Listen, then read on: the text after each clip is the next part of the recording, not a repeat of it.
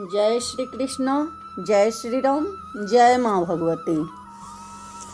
पुत्रदा एकादशी 10 तारीख को 2025 10 जनवरी को व्रत रखा जाएगा। इस एकादशी की शुरुआत 9 तारीख को ही 12 बजे दिन से लग जाएगा और ये व्रत पुत्रों के सुख समृद्धि के लिए, संतान सुख के लिए रखा जाता है।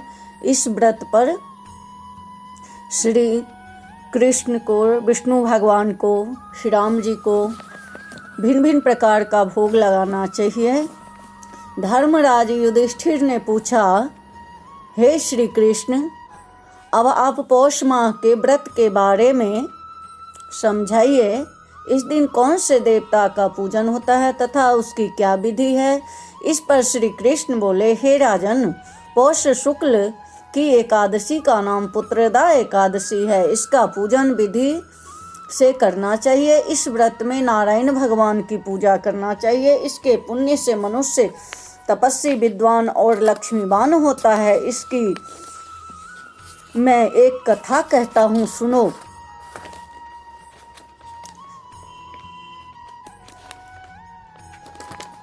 भद्रावती नगर में सुकेतु नाम का राजा राज्य करता था। वह निपुत्र था। उसकी स्त्री का नाम शैब्या था। वह सदैव निपुति होने के कारण चिंतित रहती थी। इस पुत्रहीन राजा के पितर रो रो कर पिंड लेते थे और सोचा करते थे कि इसके बाद हमें कौन पिंड देगा। इधर राजा को भी राज्य वैभव से भी संतोष नहीं होता था। इसका एकमात्र कारण पुत्रहीन होना था। वह विचार करता था कि मेरे मरने पर मुझे कौन पिंड देगा।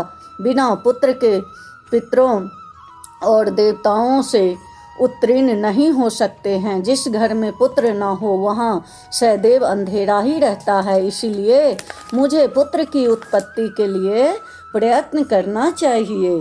पूर्व जन्म के कर्मों से ही इस जन्म में पुत्र धन आदि मिलते हैं। इस तरह राजा रात दिन इसी चिंता में लगा रहता था।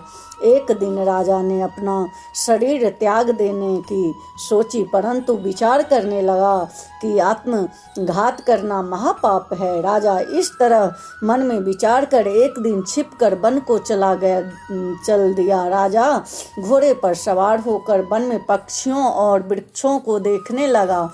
हाथी अपने बच्चों और हथनियों के बीच में घूम रहे हैं। राजा मोच विचार में लग गया। राजा प्यास के कारण अत्यंत बेचैन होने लगा और पानी पीने की तलाश में आगे बढ़ा। कुछ ही आगे जाने पर उसे एक सरोवर मिला। उस सरोवर के चारों तरफ मुनियों का आश्रम बने थे। उस समय राजा के दाहिने अंग फड़कने लगे। राजा मन में प्रसन्न होकर सरोवर के किनारे बैठे हुए मुनियों को देखकर घोड़े से उतरा और दंडवत करके उनके सन्मुख बैठ गया। राजा को देखकर मुनीश्वर बोले, हे राजन, तुम अत्यंत प्रसन्न है। तुम इस जगह कैसे आए हो, सो कहो। इस पर राजा ने उनसे पूछा, हे मुनीश्वर, आप कौन हैं और किस लिए यहाँ है, सो कहो। मुनि बोले, हे राजन, आज पुत्र की इच्छा करने वाले को संतान देने वाली पुत्रदा एकादशी है। हम लोग विश्वदेव हैं और इस सरोवर पर स्नान करने आए हैं। इस पर राजा बोला, हे मुनीश्वर, मेरे कोई पुत्र नहीं है। यदि आप मुझ पर प्रसन्न हैं तो मुझे एक पुत्र का वरदान दीजिए। मुनि बोले, हे राजन, आज पुत्रदा एकादशी है। आप इसका अवश्य ही व्रत करें। भगवान की कृपा से आपके अवश्य पुत्र होगा। मुनि के वचनों के अनुसार राजा ने पुत्रदा एकादशी का व्रत किया और द्वादशी को पारण किया और मुनियों को प्रणाम करके अंत में अपने महल को वापिस आया।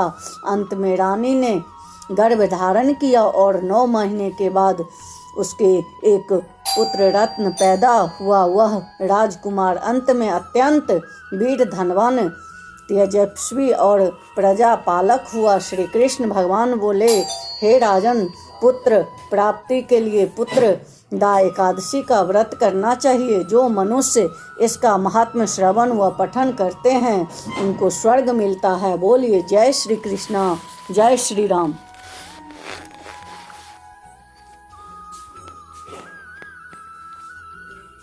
10 बार घंटी बजा देती है।